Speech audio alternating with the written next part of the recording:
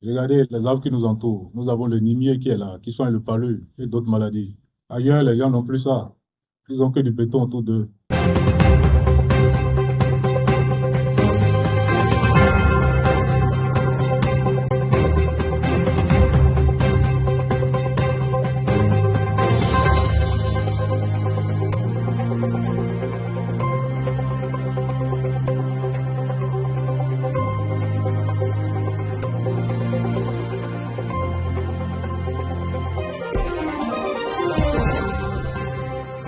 Je pense que les animaux sont des amis incompris, parce qu'aucun animal n'est notre ennemi. Et la preuve, nous allons voir qu'il y a des arbres qui poussent, que certains oiseaux, après avoir mangé des fruits, ils survolent avec des graines qui tombent un peu partout, qui poussent et qui permettent à ce que la nature soit favorable à notre égard. Je pense que les animaux sont nos amis. Et si nous prenons l'exemple des serpents, s'il n'y a pas de serpents, les rats vont envahir nos champs. Et si les rats envahissent nos champs, ça veut dire qu'il y aura mauvaise culture. Et s'il y a mauvaise culture, il y aura la faim. Donc du coup, sans pesticides, sans poison pour tuer les rats, les serpents jouent le rôle dans le silence.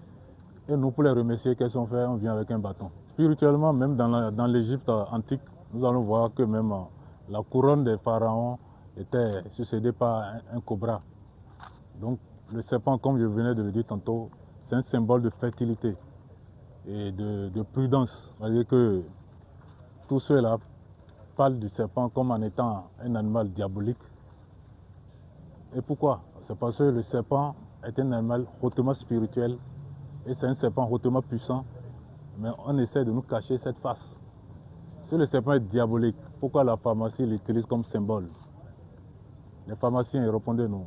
Le serpent est diabolique, pourquoi vous l'utilisez? Ça montre clairement qu'il y a quelque chose derrière qu'on nous cache. Et cette puissance qui anime le serpent, nous devons aller à la recherche de cette puissance-là. Le serpent est rempli de tout ce qui est positif.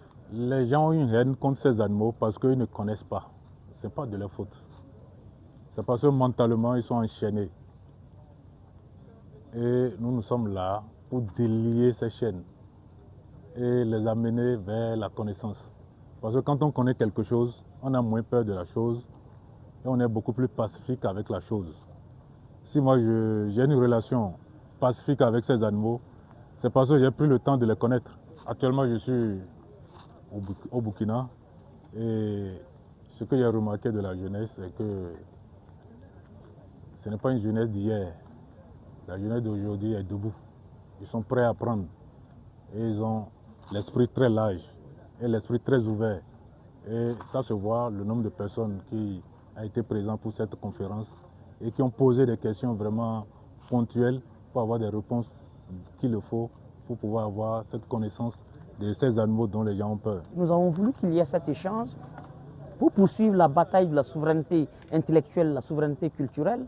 Et comme l'a proclamé le camarade président Ibrahim Traoré, nous voulons être des révolutionnaires, mais comme un ignorant ne peut pas être un révolutionnaire, il faut lutter radicalement contre l'ignorance. Et avec le frère, il est venu nous prêter main forte, nous prêter son énergie, son charisme, nous prêter de sa personnalité, de ses connaissances, pour que le Burkina Faso, le Bénin et l'Afrique, qui sont dans un combat de renaissance, puissent amener ce combat-là à bout. Donc là, nous avons un professeur titulaire qui n'a pas fait des études coloniales, mais qui a étudié dans la brousse, dans la faune, qui a appris à parler aux animaux, qui connaît comment réagir face aux animaux et qui connaît les remèdes qu'il faut lorsqu'on est dans des situations inconfortables. Je pense qu'il y a peu de pharmaciens africains qui proposent des solutions curatives ou préventives contre le venin des animaux. Lui, il n'a pas de certificat colonial, mais il a un savoir pratique.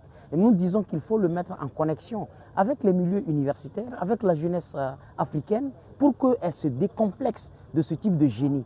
S'il était au Burkina, j'avoue, et je pense que le Bénin doit le déclarer, le proclamer trésor humain vivant, parce qu'au Burkina Faso, on a déjà consacré les détenteurs de ce type de connaissances-là comme étant des trésors humains vivants.